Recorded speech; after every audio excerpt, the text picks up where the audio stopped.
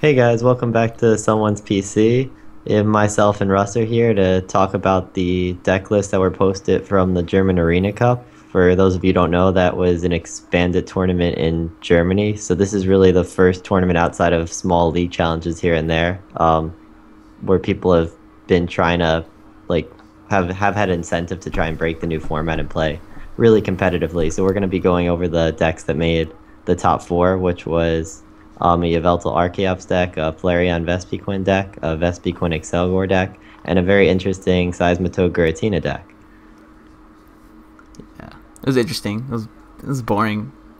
I mean, I Interesting guess but the boring. I don't like Giratina lockdown. twist was interesting, but I mean, the rest of it is just Seismitoad with hammers and lasers and such. I believe so. he finished first seed too, so good for him. He just slaughtered. Yeah, I think people were He just slaughtered unprepared for the Swiss, Giratina part, which I thought was really interesting. Like he found like, oh, there's all these decks that rely on double DC, colorless energy, yeah. and Giratina's really good against that. And then he found a good partner for it. Yeah. Because Vileplume, like when we played, at least in standard, Vileplume Giratina just didn't seem to be doing it. And it wasn't because Giratina was a bad card, it was just because Vileplume was inconsistent, like we talked about. So what do you want to talk about first? We could go into Vespiquen. The Flareon. Flareon? Yeah. Vespiquen Okay. Flareon's one's good. Looking over the list, I like it a lot. I think this deck has a lot more promise than the Vespiquen Accelgor that we saw. Only because like there's good synergy between having 8 revenge attackers. At least in my opinion. I've never played Flareon like a day in my life except like 2 games we tested like during last year after Florida regionals. And no, I feel like there's sometimes if I don't have like EVs down and I can't get to my Flareon in time, or if I start like a Juniper and then I have 3 Flareons and a Leafeon, I felt like I was already in a losing situation until I got to my trump card. So having 8 revenge attackers seems really, really good, and you can just fodder off your basics like they don't mean anything to you. Yeah, the fact like that one of them is some Vespiquen now is really good against Seismitoad. Yeah. Like before you were forced to play Leafeon, now you're not forced to play it anymore. I played a Flareon Vespiquen deck at Elite Challenge this weekend and went 5-1, so the deck is certainly really good. I think this list is like kind of interesting because it has the life too, and not a lot of the other Vespiquen decks that at least I've seen have decided to play life too. I think it's Dowsing in computer search. yeah, they all play Dowsing or Computer Search. I don't know. I think that it's good in a metagame where you expect a lot of other Vespiquen and Flareon and like And Night March decks. Yeah, you because can't keep up with the prize exchange. yeah, but it kind of seems weird because he played so many EXs. Like he played 4 Shaman and 1 Jirachi, so it seems like I don't know. That's kind of counterintuitive with the Life Do, because if you're trying to play Life Do to deny them prizes, but then you're playing all these EXs to give them prizes. Like I guess he's just trying to be really consistent, and he doesn't bench them against the other non-EX decks. Well, it could be to the point like you said, for consistency, he really doesn't want to dead draw, and then if he can pop off of 2 Shaman EX, then maybe the Life 2 can take it to where they need 3 knockouts on non-EXs. So I feel like I'd rather use some of those Shaman spots at least for maybe Something some more else. tech. So maybe some more tech attackers. I don't know. I guess maybe the Seismitoad Giratina deck, if there's any answer to that. But I don't know. I feel like my Vespiquen Flareon lists are always more teched out. It's like I have to play so many Pokemon, so I take advantage of that playing a lot of 1-ofs. But I guess this just proves that you can just play 4-ofs of a bunch of consistent Pokemon and just battle compressor them away, Life Do to trade efficiently, and then just blow them up. So it's certainly like the most consistent Vespiquen Flareon list I've seen. okay, do you like Espeon from was it DEX? I don't know. I didn't play during that year when Espeon was absurd, like it was blocking Accelgors and stuff. It was never Espeon was like never an absurd tech. Like it was like very, very few people played it. Okay. I played it at Worlds one year, but I saw that was the first article I ever read in my life of Pokemon. Okay, yeah, but it your wasn't. article, and I was like, oh, fate has intervened. I was like, who's this dude? Why is this deck so cool? Because I saw Flareon, and then I played with it, and I was like, screw this deck. This deck is Lightsworn 2.0. This is childish. Yeah, Yeah. I don't know. That's Espeon's like okay. It's only better than Audino when you're playing against something like Trevin and Accelgor that plays Ninetales and Silent Lab, because then Ninetales and Silent Lab would shut off your Audino permanently, and then they would just kind of promote a Trevenant, deck and cover you. You're stuck. Then they would deck and cover and kill you. Then you send up a Vespiquen and kill their Trevenant. Then they send up another Trevenant and deck and cover you. Then you're stuck. And Espeon would at least give you a way to break that loop and force them to Lysander up the Espeon and kill it. So I think except against like that one particular deck, Audino was always better. But I mean, you're already playing EVs anyway, so there might be some merit if you expect that to show up for regionals to play one Espeon. Now, from looking at the bracket, this list actually took a game off of the Toad Giratina, so I'm not sure. It was probably the blacksmith fire energy. Because that just gave him a way to out the Giratina lock, because that'd be super real against any kind of Vespiquen deck or Accelgor deck when they can't drop DCEs down. And then whatever fire energy he attached the turn before would just get crushing hammered away if he hit heads on it. Yeah, it's either. So this seems really good.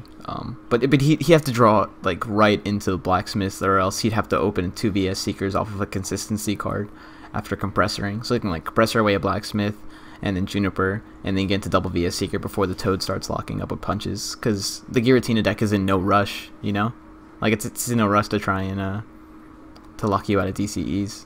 It can just sit there and crushing hammering you and keep punching behind Toad so you can't get a lot of damage. I think the Toad deck really does have to do something, because otherwise you're just gonna get blown out by Vespiquen. Like if you have to like aggressively try and draw hammers and set up Giratina, because otherwise Vespiquen's just gonna run through all your Seismitoads and they're just gonna win the game. Like if they get a good turn with a lot of battle compressors, then they draw well under the item lock, they're just going to knock out 3 Seismitoads really quickly. So I think you are actually under a lot of pressure to set up. But to get the Giratina. Yeah, but if you if they have to flip very poorly on Crushing Hammer, or you need to draw the one copy of Blacksmith to deal with Giratina. Otherwise, you're gonna get locked out of the game, like you mentioned before. Yeah. So either he flipped very poorly, or maybe Vespiquen just ran through him because he got like a clunky start, or he just drew the Blacksmith at the right time. But it definitely feels uphill. Like it feels like you go down, you give up a lot of Seismitoad prizes in the beginning, but then the one Giratina would put in a lot of work. I don't know. There's not an easy answer to Giratina either. There's not. It's I'm thinking of it now because I'm trying to make it work for Flygon. Yeah, all the decks tough. That rely on double colorless, like all these Night March and Vespiquen and Accelgor decks, really struggle a lot with Giratina. But yeah. I mean, overall, this list was super consistent. Life Dew is like a good meta call because it seems like there were a lot of other Night March and Vespiquen decks in the bracket. So yeah, and then in the Blacksmith and not playing Computer Search or Dowsing Machine, he just played the 4 Shaman and the 1 Jirachi. And maybe that's why he felt like a lot of consistency. Yeah, he probably thought about losing that. You can add a consistency EX in place of it. That was good. I like the deck though. I'm probably gonna play around with it a little bit, but I would never play for regionals. No, it's crazy. You Flareons, you guys, you think so? How do I say it? Like when I play with Flareon, I'm scared I'm gonna pitch the wrong things. But if I play with this list, I feel like I couldn't pitch the wrong things because I look at it, I was like, oh, everything's an Avenger. Everything dies, everyone kills. This is good. Yeah, it does feel like you have to be slightly less careful with the new Vespiquen Flareon deck. Yeah, and then I don't even have to like put down my flowstones correctly. I'll just promote a Vespiquen or a Combi and evolve, or Vespiquen, or whatever. Some dude on our YouTube comments keeps yelling at me for saying Vespiquen, so that is what it is. All right, you got anything else to say? No, so I guess we'll just talk about the Vespiquen Accelgor deck, which is like a deck that nobody was really talking about. I mean, people were talking about Accelgor and they were talking about Vespiquen, but not so much putting the two together. Let me blow this up just in case these people can't see this. Alright. It's like super thin. I mean, I guess maybe he was like inspired by Giant Plant Forest because he figured Vespiquen's grass, Accelgor's grass. What? Yeah. I don't know. Revenge? You could surprise them with deck and cover, but honestly, I'm like, I really don't see the purpose in playing this over Vespiquen Flareon. Like, I might be missing something, but if the Seismitoad, I mean, like, Accelgor, dude. Best card. Best card in format. What? But if you just play a lot of Pokemon, you can one-shot Mega Pokemon slightly easier with the new Vespiquen decks like Mega Manectric because you have a higher Pokemon count thanks to Unknown. I agree with that, but against Yveltal and against the EXs, you're going to kill them with Vespiquen, and against the non-EX decks, you're just going to trade 1-for-1. So I don't see why you would ever need Accelgor. Like, when do you use it? I can't think of anything, but just remember it poisons and paralyzes. That's pretty cool. It does. It's a good ability. It good does. Attack, whatever you want to call it. It's good. Oh, maybe he's going for a Wob control. Like he has 2 Wobs, and then he has a Mew and a Musharna. Musharna's cute. I feel like Wobbuffet was maybe he was just scared of Archeops. Yeah, like he plays really Hex Maniac too, but he might have been just really scared of Archeops. But that was a good call. There's another there's a Night March Archeops, and then there was another Yveltal Archeops that made that too. So I like Wobbuffet as an Archeops answer. Like you have to play a high Pokemon count for Vespiquen. It gives you something to hit and run to with Accelgor. I think it had a lot of synergy. So maybe he was just trying to go for like an Accelgor or Wob thing, and then the Vespiquen is like huge cleanup for the last 4 prizes. I mean, of course you're gonna play 4-4 line of the Vespi, but you can kind of see like from how he built it where he's trying to bring his logic, and then the Mew can copy the Revenge, and then copy the deck and covers. Like he didn't even play. He doesn't even play battle compressors to discard the stuff right away. So I definitely think that he went for the Accelgor early on, like you said. My man playing Robo Subs. He's playing Robo Subs, dude. He's about that life. Yeah, so I guess he went for like the early Accelgor. He sacrificed Wobbuffet and Vespiquen to get Pokemon into the discard pile. Vespiquen is free retreat, so it's a good Pokemon to hit and run into. I mean, okay. I mean, it makes sense. Yeah. Accelgor, if you kill them with Accelgor rather than Vespiquens, you conserve your double colorless energies in the Night March matchup. But if you go against another Vespiquen deck, you really have to be. Oh, I guess Wobbuffet blocks Audino. That's probably like another reason why I played Wobbuffet.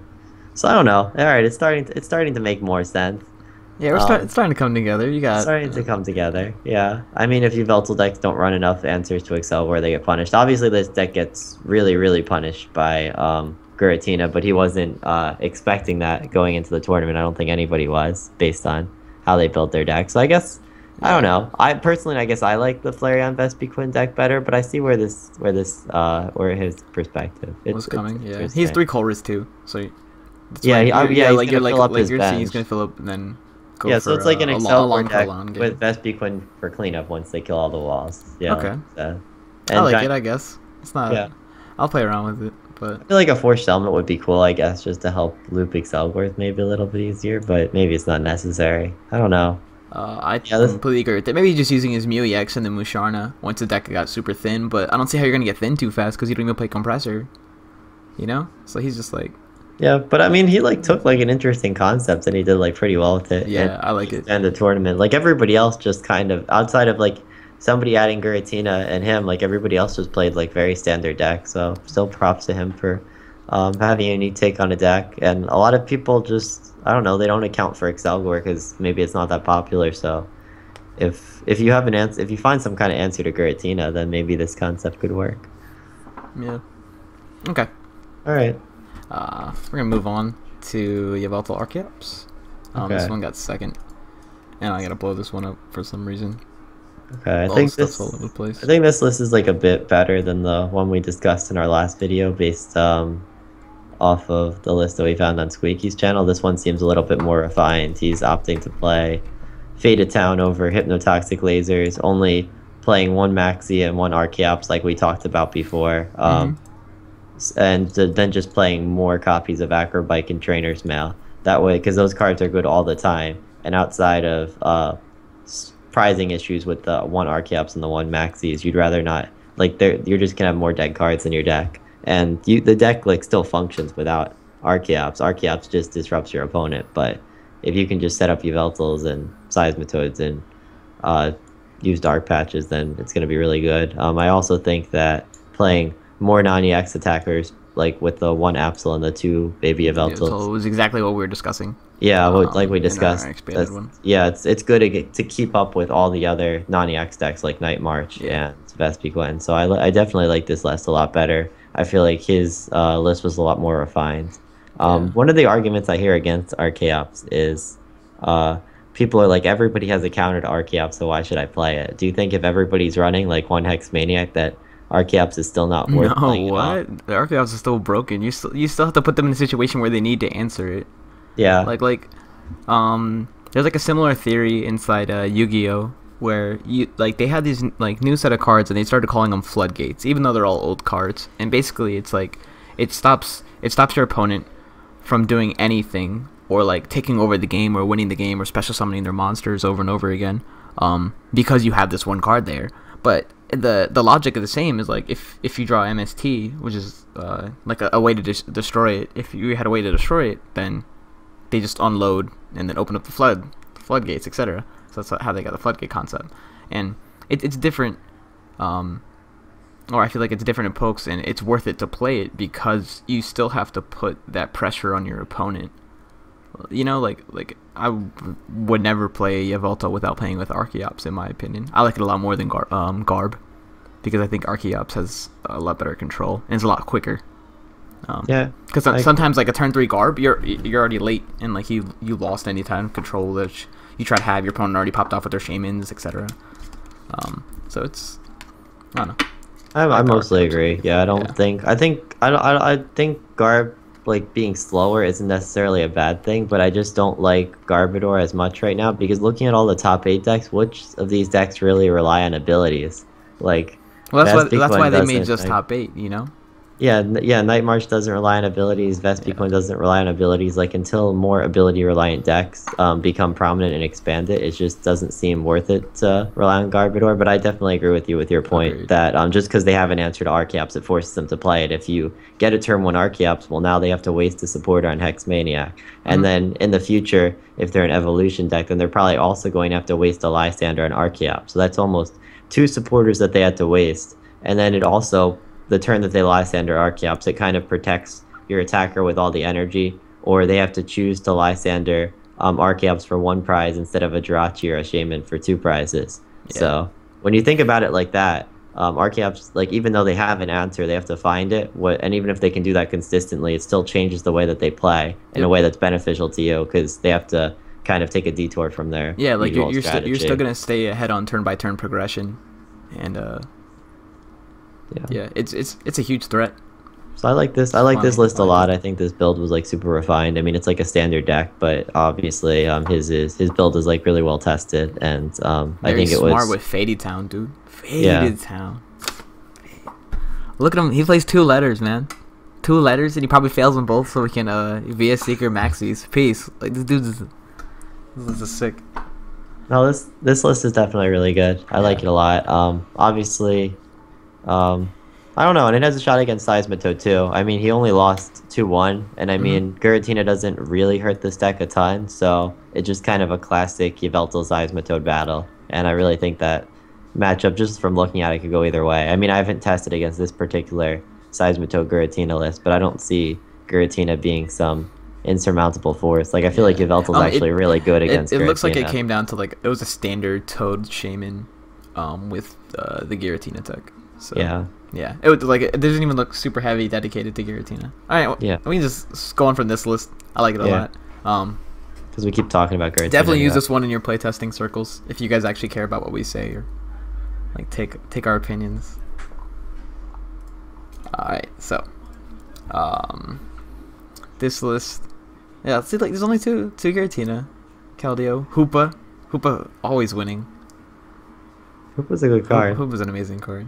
Team Flare Grunt, Azarosic, standard, 4 scoop ups. I hate this guy. Ugh. Look, he's intelligent, dude. Tool Scrapper. No megaphone. Tool Scrapper. Because he keeps some head ringers down. Yeah, this really just seems like the normal Seismitoad stuff we see, like the disruptive items like Crushing Hammer and Super Scoop Up, Hypnotoxic Laser, like kind of like that Seismitoad Shaman core. But instead of playing basic energies with the loss of Lysander's trump card, he realized that nobody was really targeting double colorless energy in this format. So it could be a little bit greedier and play just 4 double colorless and then 4 double dragon energy. I mean 3 double dragon energy, and then just go to Giratina as a backup attacker. to beat all these DC reliant decks, because Seismitoad struggles a little bit with Accelgor and a ton with Vespiquen. So having Giratina kind of answers both of those problems, and it doesn't take up too many spots. So, and then against Yveltal, you just try and do normal Seismitoad things and with Quaking Punch and lasers and super scoop ups and flare grunts and AZs and and take the game that way. I mean, I guess looking at this. How do you feel about no Bunnelbees though? Sorry to interrupt. Oh, but I mean, I just said before that nobody was really targeting double colorless energy, so I feel like you don't really need Bunnelby because of that. But I think maybe this deck is really weak if somebody played a lot of like a heavier count of 0-6 or Team Flare Grunt, because it only has 7 special energy and it has no way to recover them. I mean, unless you played something like Bunnelby, you wouldn't have a way to recover them. Yeah. So it seems super vulnerable to that, but that's obviously not a card people are playing because they didn't expect the stack.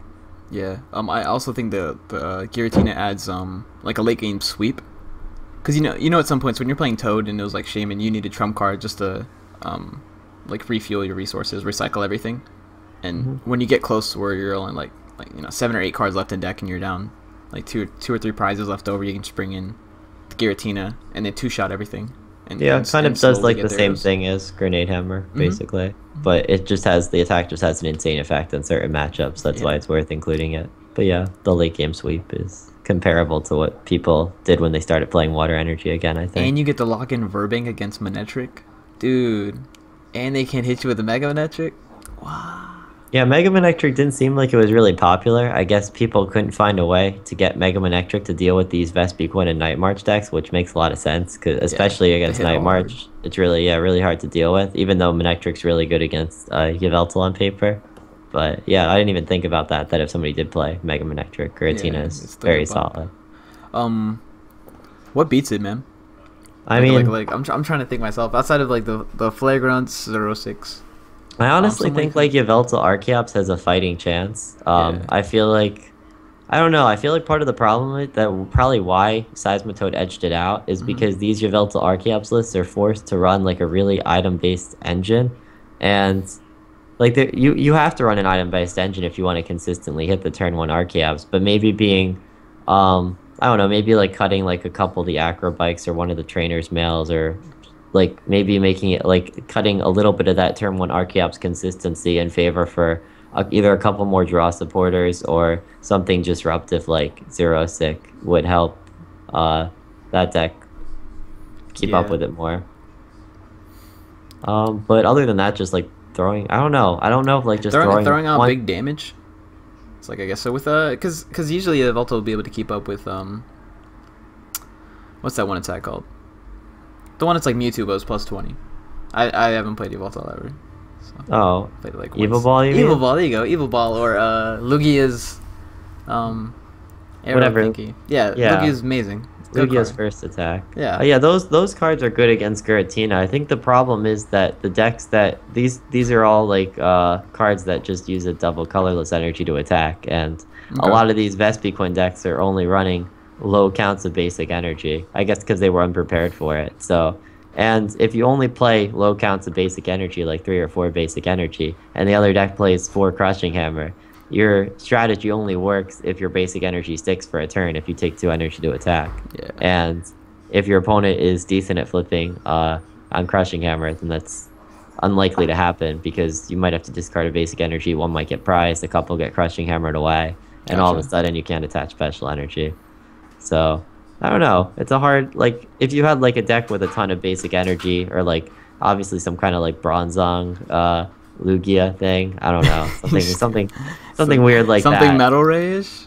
Yeah, but the problem is something Metal Ray-ish is terrible against the Night March and Vespiquen decks, because it's just too many EXs. It's kind of awkward. It's, like, a lot of the stuff that, it seems like anything that would like have a shot against Giratina at first glance has a lot of trouble with Vespiquen, Flareon, or Night March. I don't know, because a lot of the cards we mentioned are like EXs that take a couple energy, and you can't splash them into Vespiquen unless you also play more basic energy, and I don't know, it's like a mess. Maybe either something that plays heavier zero sticker could take advantage of the X ball, evil ball, whatever Lugia's arrow first attack is called. That those cards all punish Giratina, but you have to make sure that you have enough basic energy to use them. Yeah. Or just playing a ton of 0/6 and discarding, running them out of resources, like we saw the Whaler deck do at Nationals to a ton of deck. I mean, it doesn't have to be Whalelord, but it could be just anything inside of it that can keep up with consistency and have strong enough pokes that on their own wouldn't get bodied by Night March or Vespiquen. Yeah. Oddly enough, no Latios Dunk in all of top 8. I'm not surprised. I mean, I think we talked about, like, it's the same kind of theory as, like, Fortress Donk, where, like, Shiftry was, like, the most consistent one out of all of them, but all the other decks, it's like everybody has an answer to these turn 1 decks. So it's like it's like when you go second and they open with the card that beats you, you lose, or when they go second and your deck just doesn't work, you lose, like, that small percentage of the time. Even if that's, like, only 10 to 20%, and then the 50% of the time they go first, they nearly always win, because they'll just get out the card that beats you, or they'll fill up their bench, or they'll bench 2 EXs against Fortress, or Latios. So it's just kind of like you have to hope to go first, and then you also have to hope that your opponent doesn't open with the card that beats you when you go first, and that your deck doesn't just break. So yeah. Sorry, I don't know. That's thinking, why I think the Donk. Yeah, okay, yeah. I thought you were. You're like, where's the silence? I was like, no, I'm just thinking about stuff. But yeah, I think that, like, these decks aren't, like, totally unviable. Like, these decks can definitely steal games, but I feel like on average, like, if you have, like, an 8-round tournament, they're gonna end up something like 4-4, just because they're gonna win about half their games. Yeah. If, like, enough people play them, sure, one would make top cut just by sheer numbers, but you'd have to get, like, very lucky playing the deck to make top 8, and then you'd have to continue to get lucky in top 8 to progress. So I'm not surprised that they didn't make top 8, but I'm not surprised if I wouldn't be surprised if they won some games at regionals either. Yeah, I got you. 9th place was a Donphan. Oh, with evolutions or just straight? I have no idea. I just saw him. He's hyping himself up on the post by Martin, because he uploaded the 60 cards article, and then in the comments, some guy below was like, "Yo, what about my list?" And he was like, "Oh, did you even play?" And he's like, "I got 9th. Donphan, baby." And then he played against Toadgarb in the final round and got bopped. So standard stuff. Standard Donphan. Donphan is like not that bad against Toadgarb. I think it's pretty close. I agree, but maybe he was using like a heavy wob and Sigla variant, so Garb actually slaughters you instead of. Or he was playing like the version with evolutions, and then like a few less consistency cards. Yeah. So, but I don't know. Donphan versus Toadgarb has always been like a very close matchup. Toadbats is another story, but that doesn't exist in Expanded, it seems like. So. Gotcha. How's your LC go though? Your Expanded LC?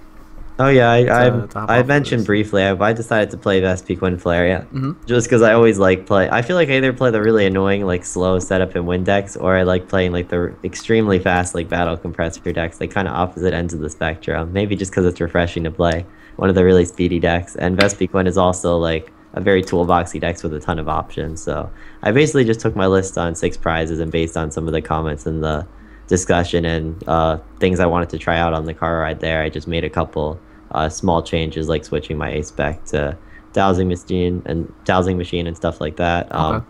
I don't know, the medic, it was like a 6-round league challenge. It was like semi competitive. Night March is all on the top. Yeah, there was Night March, there were other Vespiquen decks, there were a couple Donphan decks, Trevin and Gengar, a bunch of Yveltal decks. Nobody really played around with Accelgor. If they did, it was not doing well. Okay. My one loss was just to a Night March deck because I went second, and he Night Marched me, and then I missed my attack the second turn, and then I went down 2 prizes, and I knew I was going to lose from that point.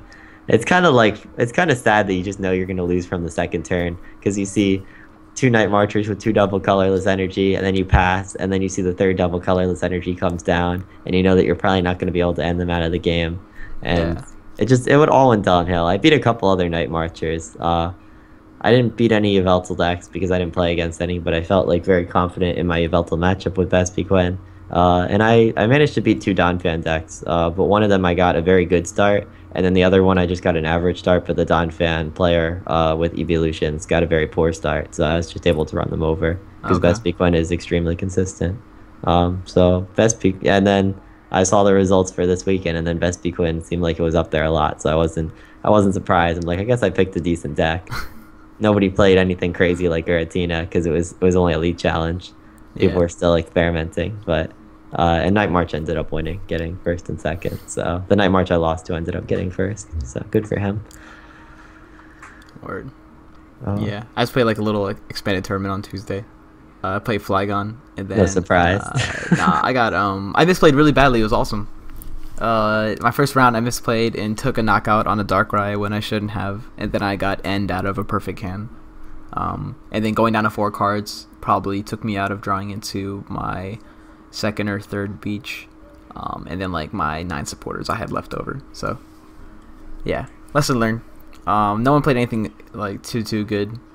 People play Night March in my area, but they don't play Archeops in it.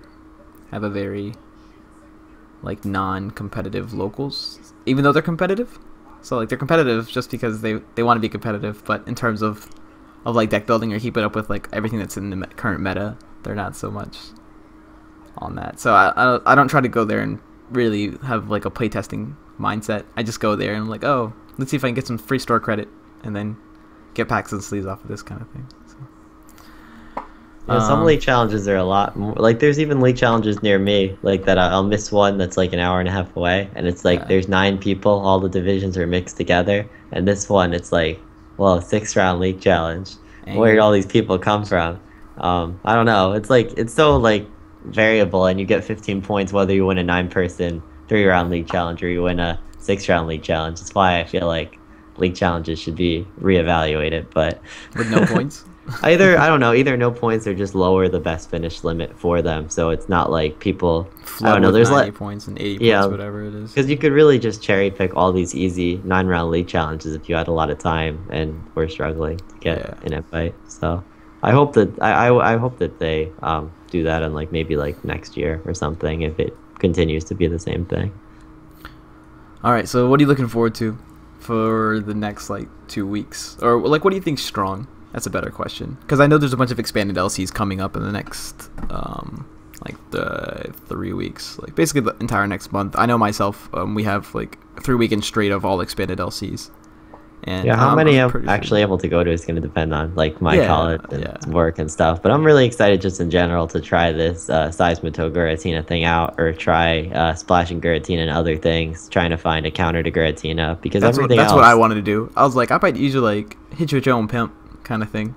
Yeah, Like, everything if I else use that Giratina, I then saw use it. here is like kind of like everything I expected and what I saw at my league challenge. Yeah. Outside of like there were more Donphans at my league challenge than in top 8, but apparently, like you said, there was a Donphan's Donphan not that good, got though. 9. So. Donphan's not good. We're the ones who originated it, man. He's done.